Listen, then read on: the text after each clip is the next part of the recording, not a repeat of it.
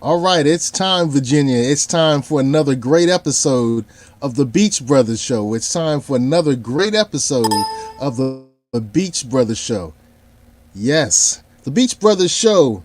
And I'm your great host, Seiko Varner. I'm here with my good friend, Conrad. And we also have another guest that's on the show. We're going to introduce him in just a few moments.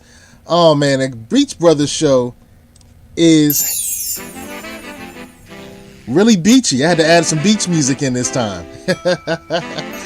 When I say beachy, that's spelled Beachy. So the Beach Brothers are Conrad. He's running for Virginia Beach City Council. And if you're interested in joining the show, then make sure you get in contact with Conrad. Okay?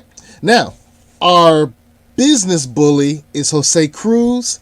So if you're interested in having your business highlighted, please get in contact with good brother Jose Cruz. And I'm the producer of the show. And so let's talk about a few businesses, all right? I Am Lita Wee is a new sponsor for our show. I Am Lita Wee does microblading. And so, ladies, if you want to have those fresh looking eyebrows, then I Am Lita Wee is the person you need to get in contact. She has eyebrows that wow. IamLitaWee.com. She's a beautiful person on the inside out, and she can make sure that you look beautiful as well. Speaking of beautiful, Tally and Twine makes beautiful watches here in the great state of Virginia. So, if you're looking for an exquisite watch, then make sure you get one that was built here in Virginia. So it's American made and Virginian made. Great, made here in the city of Portsmouth, Virginia. So these are some of the ladies' watches. I love the ladies' watches. They're kind of sexy. This is the watch that I have. My wife bought this watch for me. That was my intro into Tally and Twine. You can find their great watches at tallyandtwine.com. I'm Seiko Varner, and I provide credit repair, tax resolution, debt consolidation services, and private money lending. So if you're in the need of any of those services, then get in contact with me. This is the Beach Brothers Show, and our happy beach brother is brother Conrad. Conrad, our good brother Conrad. He's running for a Rose Hall seat on the City Council in Virginia Beach. Say a few words, Conrad. Well, thank you, Mr. Seiko, and great brother show viewers. I'm Conrad. I'm the Virginia Beach president. 1986. I went to Glenwood Elementary. Stanley High. I went to ODU, earned a bachelor's in political science and master's in sports management. I've worked in Oceanfront Hotel front desk for the past 15 years, and I've seen this city change a lot, and it can get even better. And what does even better mean for Virginia Beach? It means embracing social equity. And even better, Virginia Beach gets to choose district voting system. And even better, Virginia Beach gets efficient public transit. And even better, Virginia Beach gets mitigated flooding from the interior to the coasts. And even better, Virginia Beach builds on incoming data centers, transforming the city into a tech hub, hiring folks at great wages. And even better, Virginia Beach gets wireless internet municipally available from border to the bay. And even better, Virginia Beach has housing so affordable even a student debt-riddled service industry worker can afford to live on his own and have to work 70 hours a week living off ramen to do so. That's why I'm running for Rose Hall seat on Virginia Beach City Council. I want even better for Virginia Beach. I've earned the Virginia Beach Democratic Committee recommendation for this seat, and I will push to help their recommendations get elected so we can make this an even better Virginia Beach. The Beach Brothers Show also wants an even better Virginia Beach too. To find out, we speak with people on politics and business angles. Tonight we have on our first guest representing Virginia's government itself. That would be Delegate Ibrheem Samirah. He is the Democrat holding the 86th district seat. That's the eastern part of Loudoun County and the western part of Fairfax County. And when folks speak of Northern Virginia in political terms, this is it right here. Delegate Samirah was born in Chicago, a first-generation American to Jordanian Palestinian parents. He knows the inner fighting inherent to our national immigration system with an 11-year battle to get back to the United States due to his father being prohibited from coming back after a trip. Like myself, he was interested in government, getting a bachelor's in government and political science at American University in 2013. He received his doctorate of dental medicine in 2017 from Boston University. And while at BU, he was a member of local Black Lives Matter, Students for Justice in Palestine, and Jewish Voice for Peace organizations. He won a special election to keep Jennifer Boysko's seat in February 2019, becoming the second Muslim in the Virginia legislature behind Delegate Sam Razul, and the youngest overall, as he's only 28. Delegate Samirah, the Beach Brothers welcome you to the program, and we're curious. Why take Delegate Boysko's seat and become a part of the oldest legislative body in the Western Hemisphere, the Virginia General Assembly? Thanks for having me on the show. To you, to Jose, to Seiko. Really appreciate all you guys are doing out in Virginia Beach, bringing information to all the people that need it, and as well as mixing it up with some good advertising in the beginning. Definitely inspiring me to go get my eyebrows done. You know how it is. Well, I will start off by saying that it's a body that needs renewal, and that's a big deal for me as far as being a son of immigrants, being somebody who's considered new to the American democracy, and I want to be able to help bring this fresh breath of air to the Virginia General Assembly. I don't know what the average age is in the Virginia General Assembly amongst my colleagues, but I'd imagine it's somewhere in the 50s. So I'm half the average age.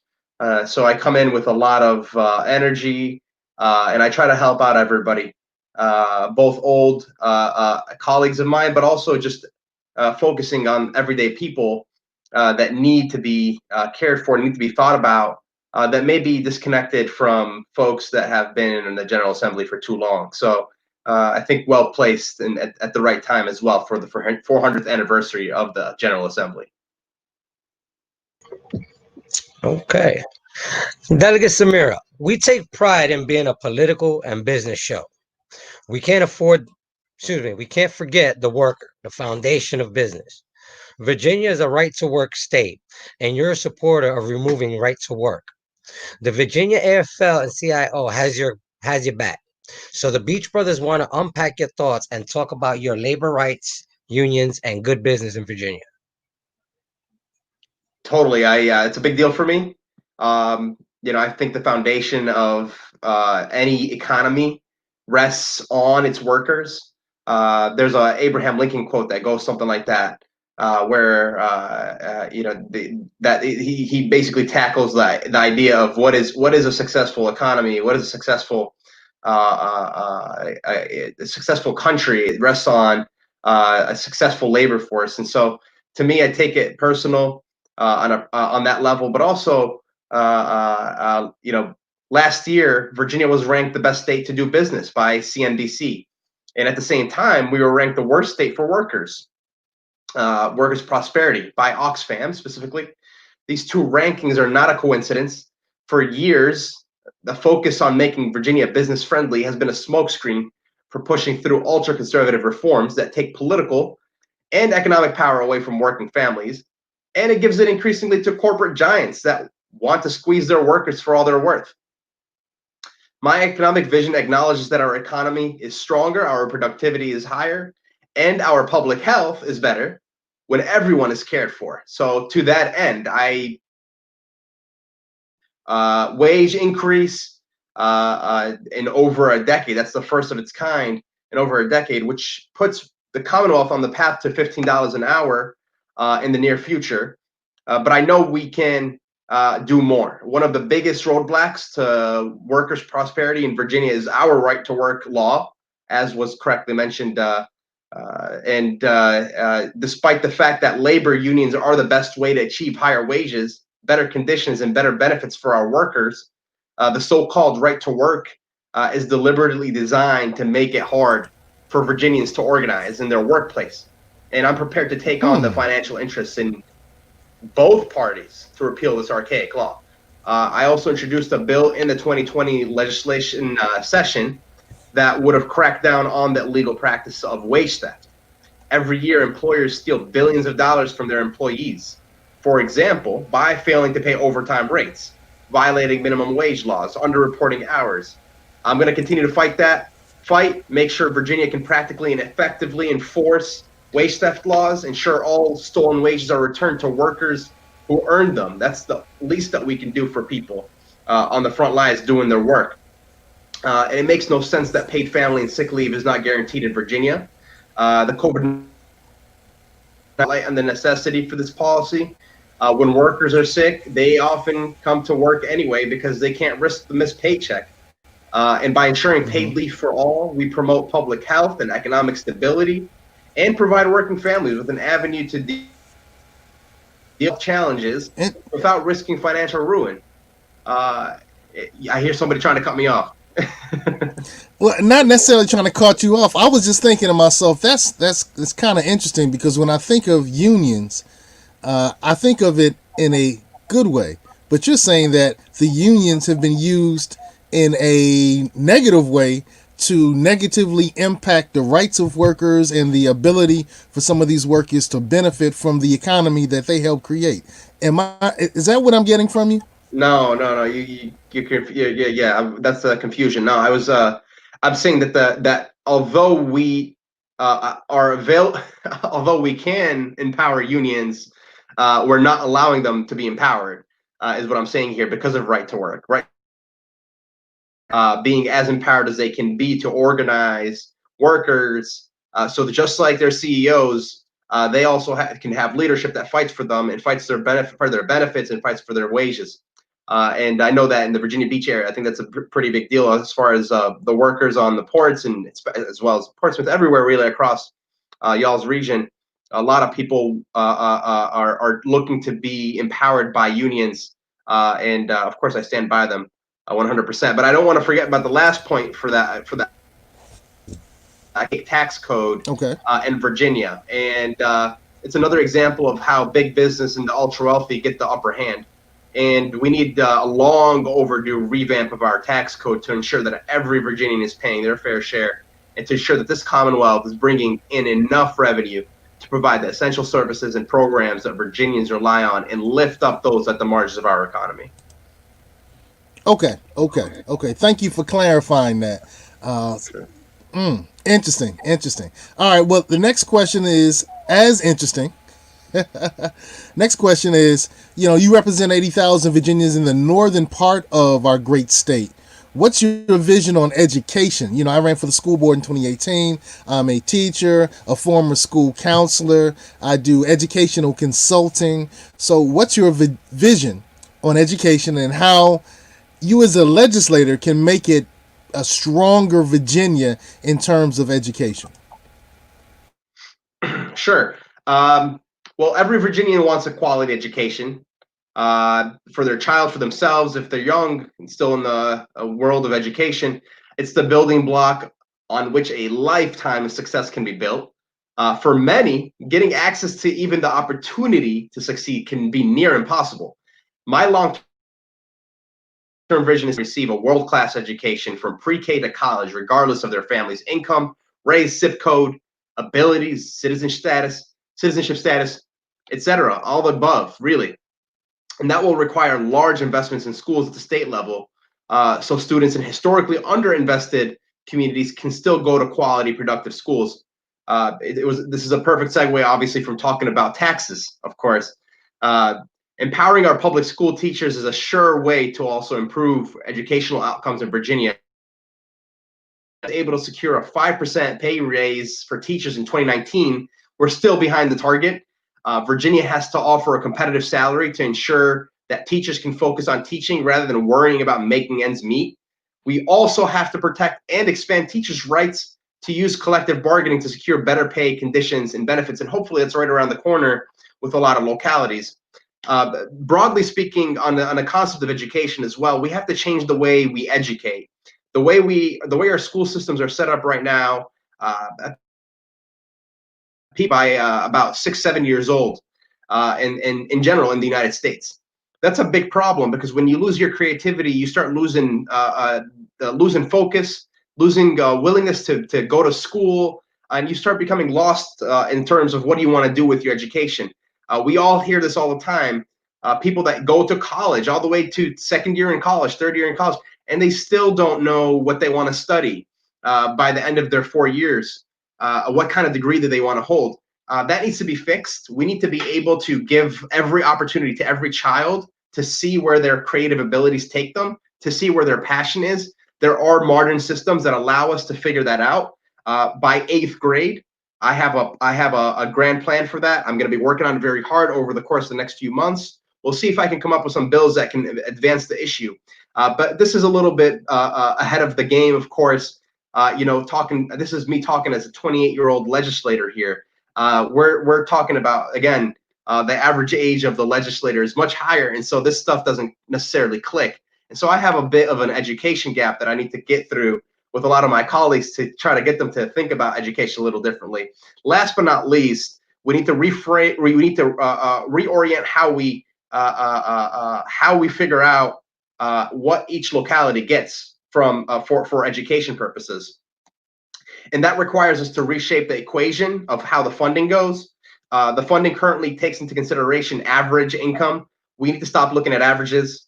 Averages obscure the margins. They don't allow the poorest or the most underprivileged groups of people, Black and brown people, etc. We need to be able to think a way to strategize how we can change that equation so that more funding is going to the right places in the Commonwealth. One thing my little 2017 Jetta is known for is gas mileage. It's particularly great on long runs. It's not a long trip to Southern Volkswagen and Chesapeake. They're only at 1248 South Military Highway. And if you go there and talk to Cynthia Rawlings and Charlie Roy, you can pick up a Jetta 2. Then you'll have a car good on long runs and relatively better on the environment. And Delegate Samirah, you have a stellar environmental record. The League of Conservation Voters and the Sierra Club already support you. You have ideas on a greener economy, and I want you to speak on that. But I also want to ask, as a Democrat committee-endorsed candidate running for Virginia Beach City Council, what about flooding? Richmond controls a lot of funding and red tape inherent to fixing flooding. And with the sea level rise, it's a big environmental concern. Heck, right about now, we're under a flash flood warning. How would you like to tackle this?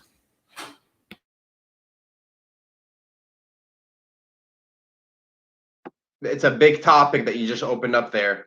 I will say that it requires big solutions. There's no easy solution to how we're going to stop seawater levels from continuing to rise in Virginia Beach. There's a reason why this is happening. We need to be able to fully. No buts, no ifs, no in-betweens. And that means starting with talking about putting a moratorium on fossil fuel based energy production. We need to also transition our economy to renewable energy economy, so that we also are taking with us workers who are going to lose their jobs because of the lack of fossil fuel based jobs. We need to be able to talk about how we tackle land use, how we tackle our usage of transportation systems. Those are collectively together, land use and transportation make up about 50% of carbon emissions, which obviously are what lead to the rising sea levels. So what does that mean? We need to organize our communities better. We need to be willing to spend our money on public transit more. And we need to put more taxes on car use so that more and more people are thinking, well, I want to abandon my car for my personal benefit. And I want to be able to make sure that I live somewhere that is close to public transportation. And that will lead us to use our resources better. That will lead us to have more money in our budgets so that we can tackle the environmental problem, but also many other problems that are associated. We need to be, of course, empowering people who are impacted as well by the environment. And we know that disproportionately Black and brown people and poor people are impacted by poor environmental measures. So we need to be looking at it holistically. And that's why I'm a big supporter of the Green New Deal. We passed the Virginia Clean Economy Act last year. It's a first step It's not following the science 100%. It's following the science halfway, and we need solutions out there that really go after the science 100%, use it to their advantage, so that places like Virginia Beach don't flood and don't eventually cease from existence in 50 or so years. Okay. All right. Our second business highlight is going to be Carvel Ice Cream, located on 3746 Virginia Beach Boulevard. Now, especially with the weather we're having, there's no better time to stop in and see Justin and Donna. They're there Monday through Sunday, 10 a.m. to 9 p.m. Stop in and grab you some ice cream. Everything there is homemade, and you won't be disappointed. Stop in and let them know that Jose and the Beach Brothers sent you. Now, Delegate Samirah, we've had on our show former Northern candidates from United States Congress, Zainab Mohseni and Vanjie Williams. Their positions included improvement on public transit. We could use an even better transit system in Virginia Beach. And we know Northern Virginia could use it too. What's your General Assembly-based vision on public transit?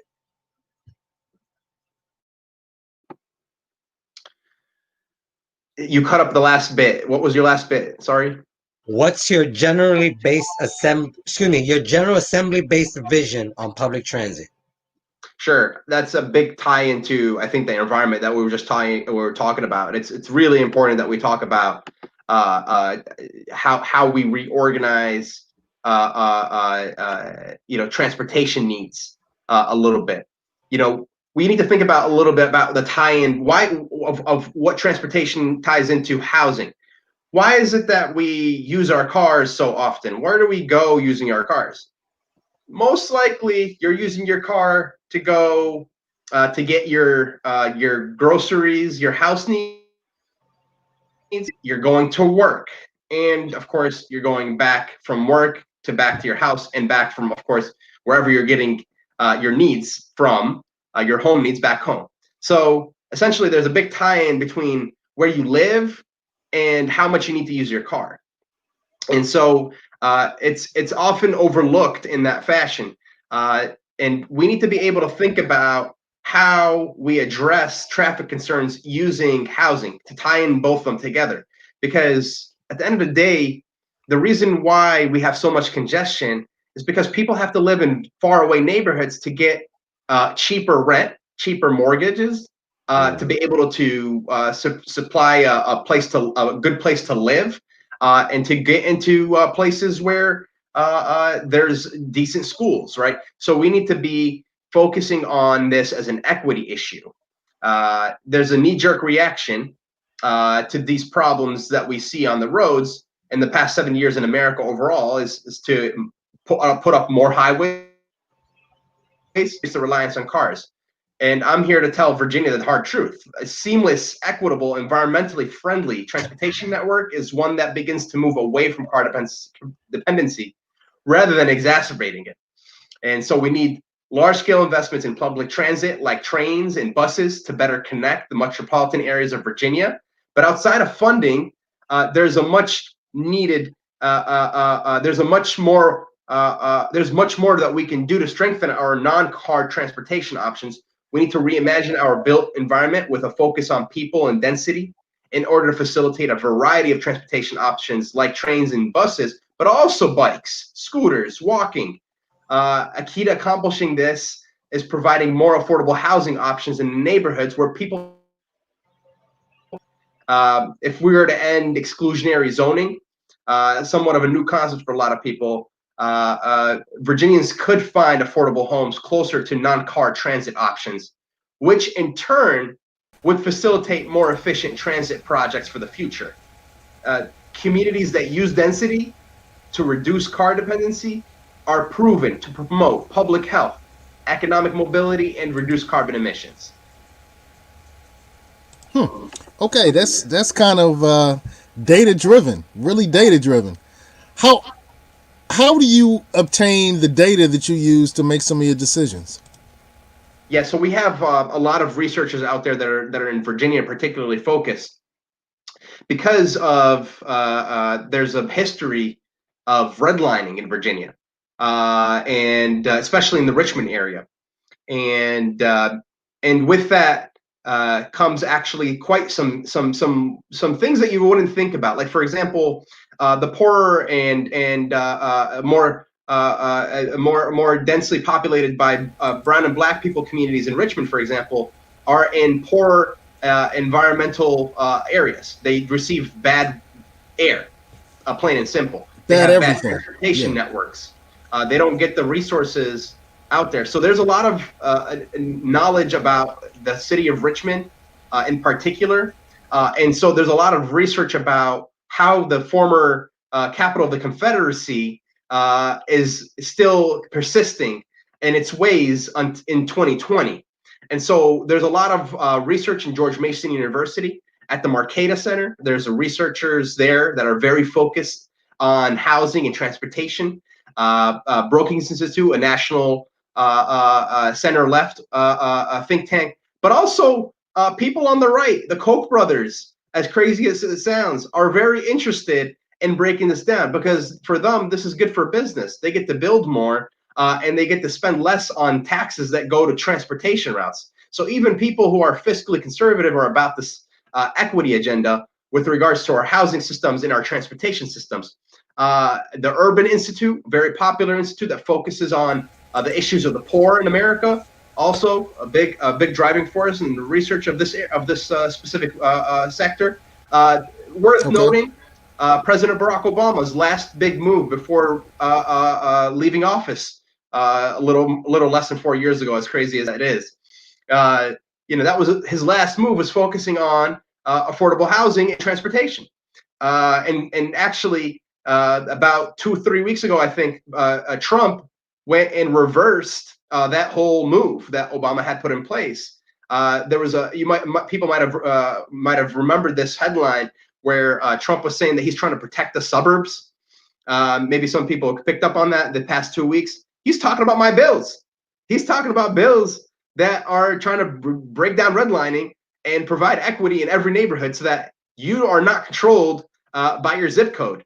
That you choose your zip code, and you allow the zip code to make you a more prosperous individual, take you to good schools, and give you a good resources, public transportation, you name it, everything in between. Interesting. So the Equal Rights Amendment passed in the great state of Virginia, and you're one of the delegates supplying a vote to make sure that it happens. So touch on what that vote means to you and what it means in a broad scope of sisters in Virginia. Okay. For some reason, all right. It was a big topic, and a lot of big moves were made in the General Assembly last year on the ERA, and it was, and I'm so glad you asked that question. Women's empowerment is very near and dear to my heart. The Equal Rights Amendment will finally clear the legal avenues to achieve gender pay equity for the entire nation. That's the gravity of it. The gravity being that of 38 states required to ratify the ERA, the Equal Rights Amendment to the Constitution, and after a half century of activism in the face of gridlock, Virginia is potentially the deciding vote in the 2020 General Assembly. The way we took the vote, that one of my votes was in furthering of that. But also in Virginia, all factors considered, Latino women make 53 cents to a white man's dollar. African American women earn 59 cents to that dollar, while white women as well earn 79 cents to that same white man's dollar. That pay gap is the effect of pervasive racism and sexism in the job market, without adequate mechanisms of law to bring disparity to justice in the courts. In the next era of Democratic leadership in Virginia, we will ratify the ERA and achieve equal pay for all. As a medical professional, also, it means I know that reproductive and contraceptive care is health care. As states across the nation crack down on the constitutional right to choose, Virginia should be leading the way in affordable and accessible abortion, reproductive care. That means permanently codifying Roe v. Wade into law in Virginia to ensure that it's a fundamental right that is not infringed upon.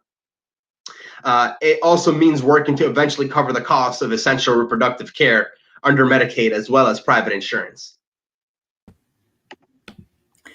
Well, Seiko has the picture of the Virginia Beach Democrat Committee recommendations, and my picture on the top right was during the Virginia Beach City Council meeting. And that meeting was on Virginia Beach adopting the Gun Constitutional City Declaration. And the sticker I was wearing was the only one in the room saying guns take lives. Oh, you see why I'm a big hit with the local Republicans. Love you guys, by the way. Delegate Samirah, we know the movement was spurred by the Virginia Beach Municipal Center mass shooting and the resulting General Assembly special sessions. You were there. Speak on how you view gun reform in Virginia. Sure. Far too long, for far too long, politicians who are bought and sold by the NRA and gun manufacturers have controlled the agenda on gun safety. We have had to endure years of inaction as our communities suffer every day from senseless preventable violence, just like the Virginia Beach municipal shooting. I pledge to support a suite of reforms that can preserve the right to gun ownership while making historic progress on curbing gun violence in Virginia. Many of those reforms that I pledged to were passed. Universal mandatory background checks on all firearm purchases, red flag laws that can stop shootings before they happen, meaningful waiting periods for firearm purchases, child access prevention mandates that can reduce accidental deaths. But we still have to work on banning assault-style weapons that are frequently used in mass murders, and to find a way to ban high-capacity magazines, bump stocks, and silencers. What we did was good in the General Assembly this year, but a lot of it was held back, and so we need to continue to work on that.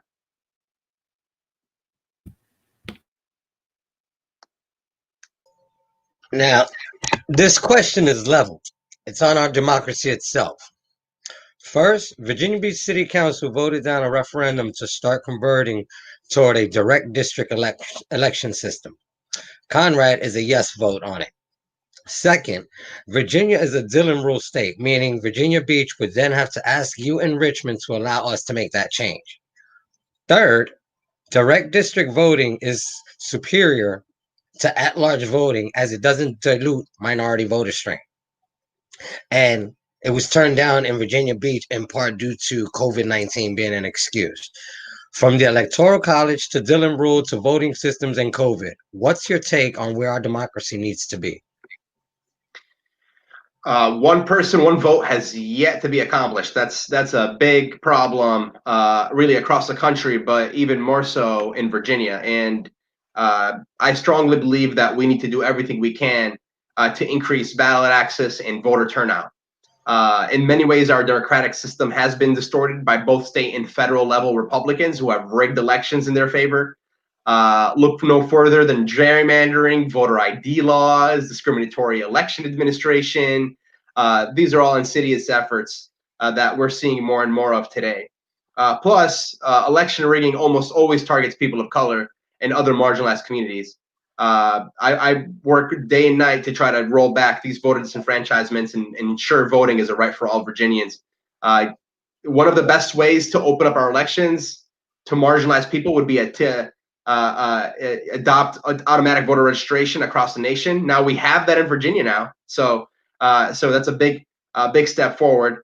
Whenever a Virginian interacts with state agencies, they would be registered to vote while given the chance to opt out instead of having to click opt in and maybe miss it. Of course, partisan gerrymandering at the state and federal level must be stopped. We have an amendment to the Constitution on the ballot this year for November to build out essentially a political body to supposedly fight gerrymandering. I oppose that. I advocate for opposition to it as well in the days to come. We can't let this stuff happen. And of course, we're touching upon what you guys were just saying in Virginia Beach, having shot down the voting system that was proposed. It sounds like to me like the Electoral College when you vote at large. It's an outdated institution. It creates an undemocratic system for deciding who holds the most important offices in jurisdictions of all kinds. I believe that the candidate who gets the most votes should win an election.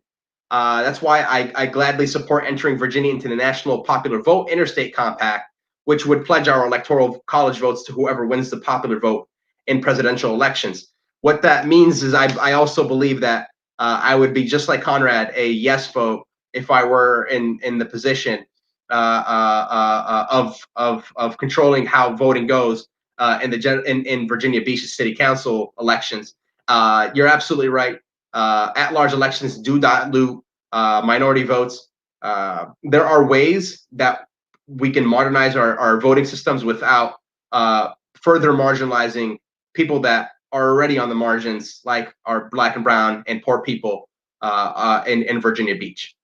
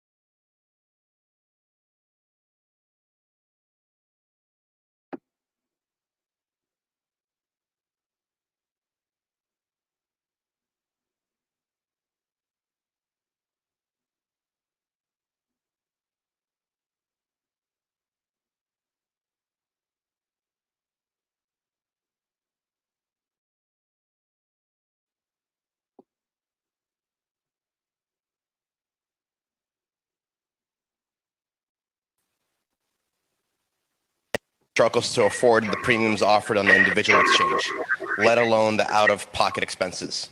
He remains uninsured today. We heard from Courtney, who had a perforated colon but couldn't get a CT scan approved by her insurance company.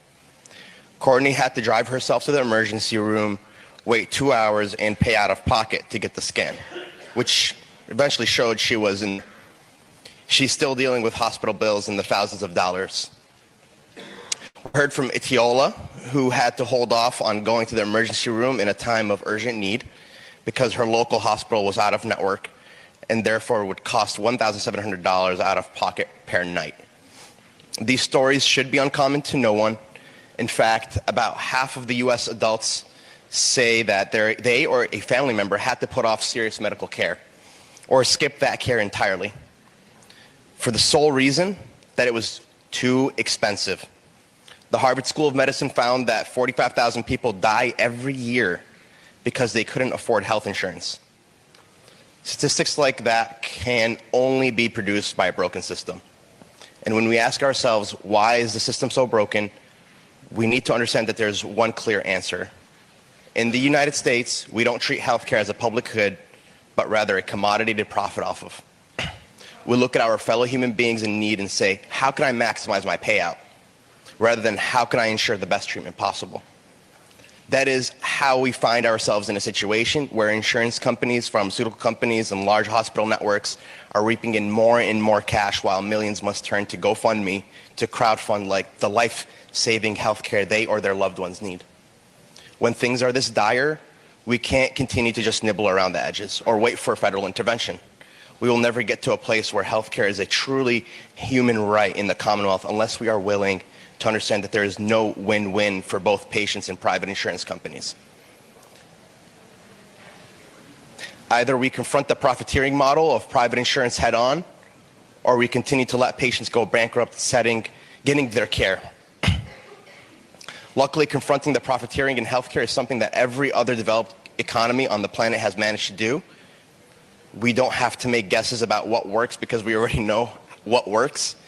Even here in the US, we only need to look at Medicare and Medicaid, the two most popular insurance plans in the country, to know that health insurance without the price gouging and administrative waste is possible. The General Assembly has an obligation to address this issue, and I look forward to continuing that legislative work. We shouldn't have to hear any more stories like Daniel's or Courtney's or Itiola's. Those stories don't happen anywhere else but here. We can and must work to get more Virginians onto public plans and eventually get to the gold standard of a unified universal health care coverage program that works for every single person in the Commonwealth. Thank you, Madam Speaker. Wow. Wow. Great talk, man. Great talk. Interesting. Interesting. Whew, I was proud to Appreciate you, watch Seiko. that. I was I proud. appreciate you, Seiko. Yes, yes. Well, I COVID taught appreciate us a you. lot of things about ourselves and our health system. Deep impacts were felt in D.C., the Richmond, the Hampton Roads, and you're a provider of health care and a delegate. After listening to that, I think that some of your ideas were elucidated, but tell us a little bit more about your thoughts on healthcare. Definitely, there's a lot to unpack. Definitely, there's a lot to unpack. And the way we unpack it, first off, is to recognize how much money coming out of people's pockets, is to recognize how much money to go coming out of towards health people's insurance, pockets. because That's number to one. go When you don't towards health have insurance, because enough that's number money to one. When actually you cover don't have yourself, enough in money the to health actually cover insurance realm, yourself, then you're in probably not going to be health, living a good life. Your family's not going to be living a good life. Your community's not going to have a good outcome as well. Expenses and pile up on our taxes and end up becoming more and more of a burden on everybody else, and the cycle continues. It's kind of like how if I have a patient walk through my door and I tell them, hey, we need to get this done, or else all these other problems happen, and then they tell me, hey, I don't have money to do this first step. Well, guess what? The problems are going to increase, the costs are going to increase, and because of the way the system is set up in the United States, eventually this cost comes right back on the taxpayer, those increased costs, because we couldn't prevent a disease from the get-go. So how do we prevent disease? We got to start with insuring people. We got to have people, we got to let people have the proper insurances in their hands. Not any type of insurance also. There's a lot of bad insurance out there, and we need to be able to fight that as well. The video that you guys just saw, the stuff that I was saying, that was before COVID-19 happened. Next year we're going to be having some costs on our asses that go through the roof on health insurance. Right. I mean, the way this works is that health insurance companies are going to go and recalculate the cost of how much they should force people to pay on the Affordable Care Act marketplace and on the private marketplace. They're going to force people to pay more money because COVID-19 was not part of their calculation. It wasn't part of my calculation either. I don't think it's part of Right. anybody's calculation that COVID-19 was going to happen. And so when I know that they're going to go around the corner and go increase their costs because, hey, we need to be prepared for another COVID-19 disaster, that means to me that healthcare is not a human right in their eyes. The healthcare is a profit margin because to them, they see that COVID-19 is an opportunity to capitalize and to make more money fixing that problem. There are unifying solutions across the board for Democrats. Let's start with just Democrats. We have plans for universal healthcare systems like Medicare for all, and Okay. that need to be focused on along the way as well, like Joe Biden, Vice President Joe Biden, our nominee's healthcare plan, which is a public option. The public option piece is both a part of the Medicare for All program and as a part of the main focus of Vice President Joe Biden. There's no guarantee that if Joe Biden is our next president, that he'll be able to pass a public option. For those that don't know, the public option was the basic premise of the Affordable Care Act, Obamacare, and it was killed in the first year of President Obama. It was removed from the Affordable Care Act plan. So the Affordable Care Act plan proceeded as it is today with all these with no real anti-price gouging mechanisms. What does anti-price gouging mean in this context? You need to have a plan. You need to have a private plan on the marketplace that says this plan is dedicated to people that believe that healthcare is a human right. And we have plans like that. They're called Medicaid and Medicare. People should be allowed to buy into Medicaid and Medicare if they want to. If you want to buy Medicaid, you should be allowed to buy Medicaid. Okay, it shouldn't just be available to people that are too poor to afford a private insurance. We absolutely want to provide free insurance for people that can't afford it. But for people that can afford a little bit more, they shouldn't be paying private health insurance plans some major profit margins for them to get health care, which is supposed to be a human right. So putting a public option down in the marketplaces in Virginia, which is my bill that I put into place, HB 530, for those that are interested from the 2020 session, complex bill that I put together with my alma mater's health care economists departments. My alma mater, American University, has one. The former Secretary of Health under President Obama is the president of the university. I worked on that near and dear to my heart and focused on it, and it got killed in subcommittee. It got killed by our own people, our own Democrats. This is a problem because this happened also in 2009 in President Obama's first year. We had a trifecta majority. The Senate, the House, and the president were Democrats, and it still didn't pass. So there is no guarantee that it's going to pass. But we got to fight like hell to make sure that next year private insurance premiums don't go up 20%. And we need to make sure, we need to work like hell to make sure that everybody that has insurance right now isn't underinsured also, that their insurance plans are actually good. And again, that all starts by making sure that private insurance companies don't go and start racking a huge margin on us. And I want to also not let go of the hospital systems also. You know, you guys have Centero down in the Tidewater region. That's a big force. They also have a role to play to make sure that their costs are also manageable for everyday people.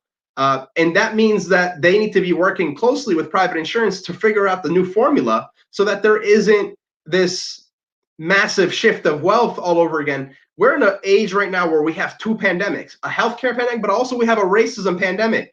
And we need our hospital systems, we need our private insurance companies to handle their business right in this context. We can't be letting hospitals like Chesapeake Hospital die, the only public hospital probably in the whole state, be taking hits left and right because private hospitals don't want to let these public hospitals expand their footprint from bringing in more people to their hospitals instead of just going to Centera. So, you know, there's a lot of business to this that needs to be anti-monopolized. Health insurance plans are monopolistic. Hospitals are monopolistic. You know, we need to be shifting the focus a little bit and thinking about how do we hold each other accountable and how do we use this? How do we act in good faith together using these systems so that people can make private insurance companies can still make money, but they can make money off of people in the middle class that can barely afford to pay rent and barely pay off their health insurance plans premiums. That's not the people that you should be focused on. And I'm more than happy to help out a private insurance company to make big margins on rich people. And there's no reason why rich people shouldn't be paying higher for higher quality health insurance. If you want nice health insurance, go pay for it. Go pay a little bit more. I'm happy with taking a decent health insurance plan that just doesn't break my back and throw me out of my house. I don't need to be thrown out of my house just to be able to take care of my body. That's not a way of life. Interesting. I know this is really kind of off topic, and I'm taking over a little from someone else's time, but have you have such a voice and you have such insight. You have a lot of data. Have you used your voice in regards to the situation with Breonna Taylor? Of course, I got. Of course, So in Herndon, I'm lucky to be part of a community that's generally speaking doing better than the average Virginian community. But we also really do care about the issues of equity, the issues of Breonna Taylor, the issues of George Floyd, really the issues of every single victim of police violence, police brutality, the injustices of our justice system. There's all sorts of things that my community stands against, my constituency stands against. So we had that were put together, about 2,000 people each, just in the little town of Herndon. This is separate from DC, where I went into DC and was just an observer on the sidelines, trying to figure out how to protect people protesting for Black lives, for the movement for Black lives. and I made sure to be there. And while I was there, I got tear gassed, I got pepper sprayed. I thought I was going to go blind for at least 5 minutes, where I couldn't open my eyes. I was tripping over people, people dropping milk in my eyes I didn't know. I dropped my phone. I had to go search for it. It was broken, cracked open. I mean, there was some crazy stuff that was happening. So, obviously, this is the stuff on the front lines of the issue, with the people on the ground, protesting with them, but also putting together bills that I want to introduce, things that I want to work on, like legalization of marijuana, like demilitarizing our police forces, like taking away money from unnecessary police activities and putting it in places which actually prevent crime and protect our brown and black neighborhoods that need protection. We understand that there's crime in poorer communities and marginalized communities. That's a byproduct of poor public health. And that's the number one issue that we need to be focused on. So I, as a medical professional, as somebody who understands public health really well, want to be able to shift away a lot of the focus on the ways we do policing today, and shift it over to more modern practices of how do you combat crime. And like I said, public health is a major avenue. We've been talking about public health for the last 50 minutes or so, wonderfully so. And so these are the things that if you're centering brown and black people, if you're centering poor people at the center of the conversation, resolving the issues of violence against our brown and black people, like Breonna Taylor and like George Floyd, who we can't bring back their lives, but we can protect a future George Floyd from not getting killed, or not getting killed. This is what we can do. This is what I can do through legislation, but also being on the front lines, being a voice for the people, getting in the press, getting attention, getting more media attention for the things that matter for everyday people, that matter for the Breonna Taylors and the George Floyds that we are sorely missing right now in our world. I'm glad we've been able to have you on tonight, as you're the Virginia delegate who introduced bills on affordable housing in Virginia. Most importantly was HB 152, a bill legalizing 2-unit housing on any lot zone for single-family housing. Talk to the Beach Brothers Show viewers about housing supply and demand and how you wish to help make sure even people like me can afford to live in Virginia. Sure. Conrad, thank you so much for bringing it up. And I think it's pertinent to Virginia Beach as well as any other place, and any other metropolitan or pseudo-metropolitan area in Virginia across the board. Affordable housing is a critical issue that is often ignored by politicians of both parties. And the economic consensus is clear that where you live down to the exact neighborhood and block often determines your social and economic outcomes. We were talking a little bit about it in transportation, but I'm glad we're taking a deep dive here. That's because housing not only decides your health, full access to good jobs, quality schools, healthy food options, public transit, and other crucial services. It is for this reason that racial and economic segregation presents generational disadvantages to communities across Virginia. In Virginia and across the country, there is a growing shortage of affordable, available homes. Northern Virginia is hit particularly hard by the shortage. That's why I focus on it very closely. But also, like I said, like we're talking, it's a Virginian problem across the board. Continued economic met with new affordable housing construction, especially in the desirable neighborhoods that need it the most. A key culprit of this lack of new affordable housing is the concept of exclusionary zoning, which acts as a ban on how exclusionary zoning practices, particularly single-family zoning, make it extremely hard to create new family middle housing homes, which are proven to be less expensive, better for the environment, and more accessible to marginalized communities. Instead, new housing development is relegated to the far suburbs, pushing low-income people farther out from job centers, increasing car and highway dependency, and damaging Virginia's natural environment. Plus, the scarcity of housing units in those job centers translates to ever-rising rents for existing residents. I was the first elected official in Virginia's history to propose a statewide zoning reform. In the 2020 legislative session, I introduced HB 151 and 152, which you mentioned, which would have legalized the development of two-family housing types.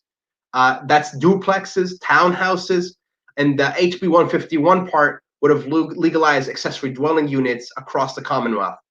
Accessory dwelling units are like your basement, your garage. If you can check off the boxes for your locality, meet the living condition standards, you should be allowed to open it up for somebody to live there.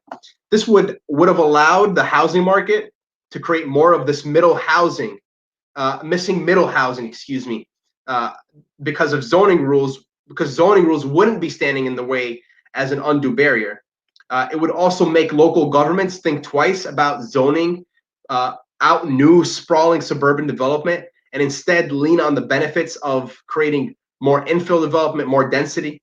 Not only does density promote affordability by increasing the supply of housing units, but it's also better for the environment, combats the legacy of neighborhood segregation, facilitates better public transit, and makes for a more connected local and regional economy. These are very important things all across the board. I mean, this is a show you guys are having right now where you're talking about, you know, Virginia and the business and politics. That's the intersection of all of it. And of course, Conrad, I want you to have a place to live. I don't want you paying no more than, you know, $500-600 for a 1-bedroom. That doesn't exist right now.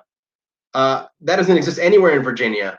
And we really need to make a move on this. And we need to start with our own homes. And we need to be able to provide opportunity for people to make money off of this affordable housing crisis as well. I don't want to make it sound like this, you know, this opportunity for people that are wealthy, but you know, people living in homes that are on a single lot that live on an acre or a half acre, whatever it is. I'm not forgetting them. They're also struggling in Virginia.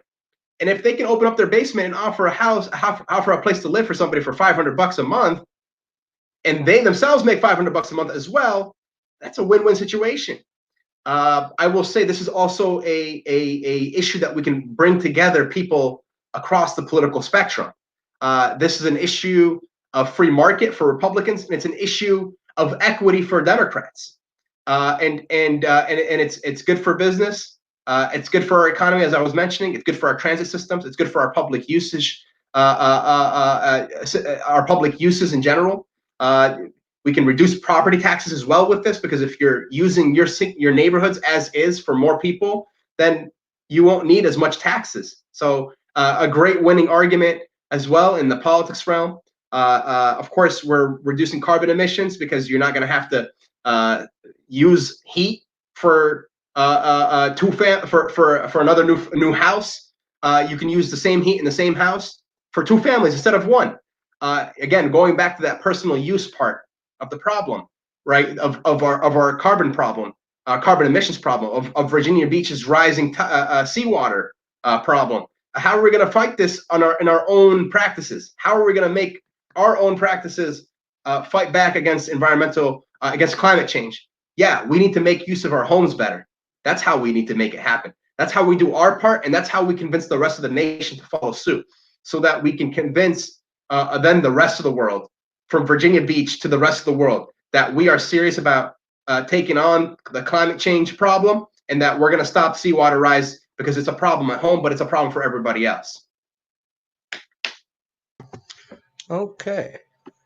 Now, criminal justice touches so many parts of the state. You say the tough on crime approach has been a failure, but maybe if the intent is simply to create a lot more criminals, then it's working well. It's especially bad when the criminality disproportionately affects minorities more. You'll have allies here on the Beach Brothers show for criminal justice reform. But what are the Delegate Samirah's set of plans for lasting criminal justice reform in Virginia? Absolutely. There's so much that's on the menu for this upcoming special session. Of course, you know, the Virginia Legislative Black Caucus put out their agenda. A lot of good stuff there, and I will be supporting that. The tough on crime approach, absolutely, to the criminal justice system. I hate to call it the criminal justice system, also to our justice system, has been a massive failure. Instead of reducing crime, it has led to mass incarceration of people of color and low-income people. I favor an approach to justice that is both rehabilitative and crime by attacking its socioeconomic roots rather than the communities it harms. We were talking a little bit about how we need to be able to divert money away from our ways of policing right now and focus more on our public health systems as a way of focusing on ending crime and ending mass incarceration as well. But I'll build on that. One of the best ways to begin to end mass incarceration would be to legalize marijuana for adult use in Virginia and expunge past convictions that have historically targeted Black and Latino communities. While states across the country have seen impressive results from legalization efforts, Virginia continues to arrest more and more people for marijuana possession each year. It clogs up our justice system. It creates financial and legal complications for thousands of young people who have done nothing wrong. Reforming or ending cash bail entirely was a priority for last session. There were some moves on that. We're going to continue to work on that. Too often, Virginians who have never been convicted of a crime are the time spent in jail away from their job and their homes often puts families through financial ruin. A justice system where your personal wealth decides the privileges you get is not one that can be called fair. Dismantling the school to prison pipeline, reforming discipline and law enforcement practices in schools, and recognizing racial discrimination is a priority of mine. Ending the use of private prisons in the Virginia justice system, i.e., making it not making our justice system a profit system, a private mine, raising even furthermore the felony larceny threshold, which was raised to $1,000, but even $1,000 is not enough. $1,000 is a kid doing dumb stuff and going what $1,000 is. Raising the felony threshold beyond that, so the law can't be used against low-level offenders who are most often low-income and people of color. That's also a priority of mine. Banning the practice of solitary confinement in Virginia prisons. That needs to stop. Abolishing the death penalty in Virginia. Reimagining juvenile detention to be a community-centered, rehabilitative experience by ensuring child offenders are housed in facilities near their families that offer educational and economic opportunities is also a big deal. If we're going to send kids to prison, we get out of prison. They don't go back into prison all over again because they never were taken care of by their families along the way. And holding law enforcement accountable for wrongdoing. Of course, we need to deconstruct all these protective laws for police officers, for bad police officers, and we need to make good police officers feel better about themselves in the system that is currently in place. I agree. Interesting. I agree. Thank you, Conrad. Well, this would be right near the end of our prepared questions, and I would definitely like to thank you again for coming on the Beach Brother Show tonight, speaking with a lot of depth and information. But I also don't want to let this go by that we appreciate you literally speaking truth to power last year in Jamestown. So if you want to have any final words on that, I bet that was thrilling to experience. Thrilling is a nice way of putting it. You know, a little unease because, you know, I thank you for applauding me, and I thank you for your support and everybody out there that supported me after it happened. It was such a beautiful thing to see so many people find inspiration and find love through it too. You know, I was the only legislator that did that, and it shouldn't go without saying legislators were invited to do that. Other colleagues of mine were invited to do that. I need more bravery from elected officials around me. I need people to stand by principles that they ran on when they first ran on. I need them to stop being afraid of bullies all across the board. And this is the time to do it. We are in a major moment in American history right now where big, bold ideas are needed to resolve a lot of issues, slipping into all sorts of civil strife if this stuff continues to exist, if these economic and social conditions continue to exist for everybody, not just brown and black people. Can't let people any background be hurt by the way we do government, and that requires us to step up. That requires us to speak truth to power, as you mentioned, Conrad, and it requires us to translate the things that we see that are wrong into action for us to feel like we need to step up and do something different. And that doesn't just stop when we see George Floyd getting choked to death. We can't just stop when we see these kind of things. When there's a little bit of work that's done because of these things, we need to be able to continue to renew our struggle for justice for years and years to come, and through our political process by holding all our elected officials accountable. Hold my feet to the fire. I want you guys to continue to do that for the rest of my political existence. And I welcome all the support, of course, in furthering a lot of the political goals that empower people on the margins. Thank you so much for having me, of course, and really appreciate all the time that everybody gave to listen in on this hour of beautiful conversation. Well, thank you. Thank you. We can just have one more second. We slipped in a viewer question about ranked choice voting from Andrea. Do you have any opinions on ranked choice voting? And I definitely support it. It's something that's already taken shape in Northern Virginia. Arlington County wanted ranked choice voting, and they asked for it from the General Assembly because of the Dillon rule. Of course, you have to ask the General Assembly for it.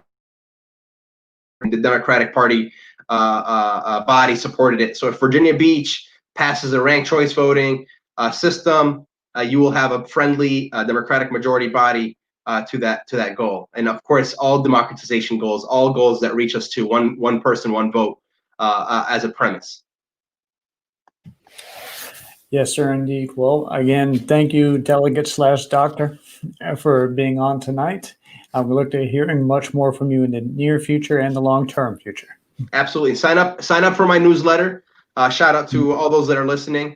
It's a bit.ly link. It's bit.ly/86. Sign up. 86 is the district that I represent, the number of the district, and hopefully we can keep you guys in the loop. We do a weekly checkup. That's my play on puns of words for being a doctor. So let me give you your weekly checkup on Virginia's politics. Yes, sir.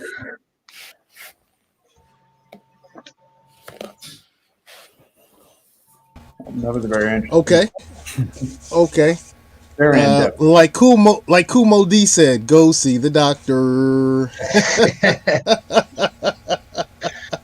Your thoughts, Conrad? Your thoughts on the good doctor? What I appreciate is the amount of knowledge from all of the topics. It didn't seem like that there was a hole glaring on something that he would want to skip. I probably could have thrown 5 different topics at him, and I think he would have been able to answer very well indeed too. So I really like the intelligence. All right. Brother Jose, any thoughts? I agree with what Conrad said. I mean, the gentleman is very knowledgeable. I mean, and I like his views on certain topics that we touched on during the show. I mean, he had something to back up everything that he had to say. So I like that. He had substance to his answers, not just answers. I also noticed he's that young. Yeah, and he stood up for Breonna Taylor. So I like people that stand up for our women. I love people who stand up for justice and making sure that the justice system is provided in a more equal sense. And when things go wrong, things are taken care of, because things are going to go wrong, but they need to be taken care of. Exactly. They need to be taken just like care he of. said. Just like he said, not all cops are bad. You know what I'm saying? But you have the ones that are out there that are bad, or not necessarily bad, but aren't doing things by the book, and they're making them all look bad. So then, yeah, you know, it's vice versa. And then the good ones are getting slack from both ends. So it's, yeah. Well, it's crazy. Like, for instance, Conrad. Let's say Conrad and I are driving in a car, and we pick up Jose, and we're driving in a beach, and Conrad steps out and robs somebody. and he gets back in the car and we drive off. Now, I've become accessory to the crime because you and I, actually, we both become accessories to the crime because we drove off. Correction, So in other sir. You words, haven't seen me run. all right, so we're both accessories. So if an officer does something and other officers back that officer up, aren't they accessories to a crime? Like when we look at Indeed. Breonna Taylor's situation. Yeah, we look at Breonna Taylor's situation. The initial police report stated that nobody was hurt. She was shot 8 times and she was killed. The initial police report stated that there was no forced entry on the behalf of the police officers. They used a battering ram. So, That's not forced entry. all right, okay. I'm sorry. Let me back off. And look, the Beach Brothers show. The Beach Brothers show is Seiko Varner, Conrad Chesventer, and Jose Cruz.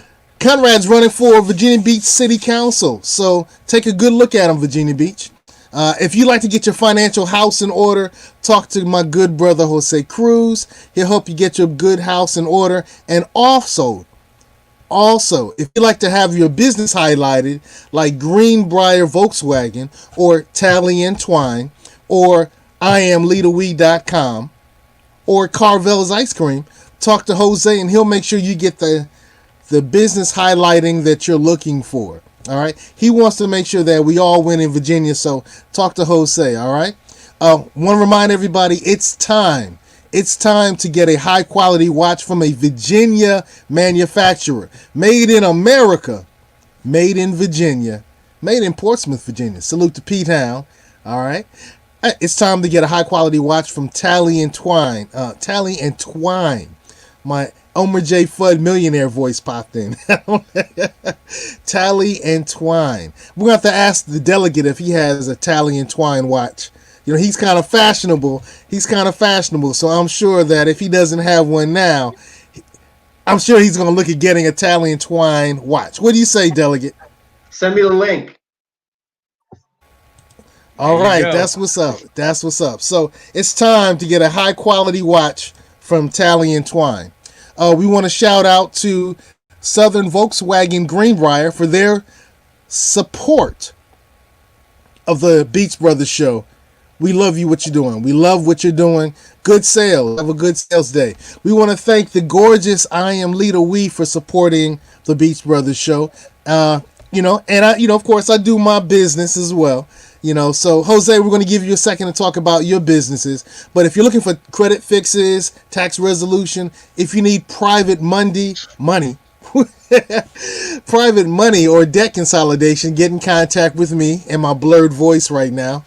Oh man, we can do a lot of great things. Brother Conrad is running for city council in Virginia Beach.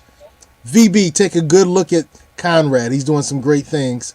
And Jose, why don't you tell us a little bit about what you do in your business? How can you get people's financial house in order? Well, in addition to final expenses, as you can see on the back, Banker's Life, great company where you can go exercise your safe money options. Don't have your money in the stock market where you don't know what's going to happen.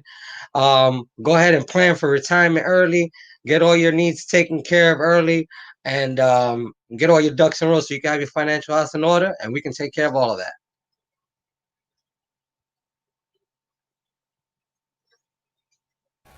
All right. Well, you've been checking out the Beach Brothers show, and let me spell this word: BEACHY.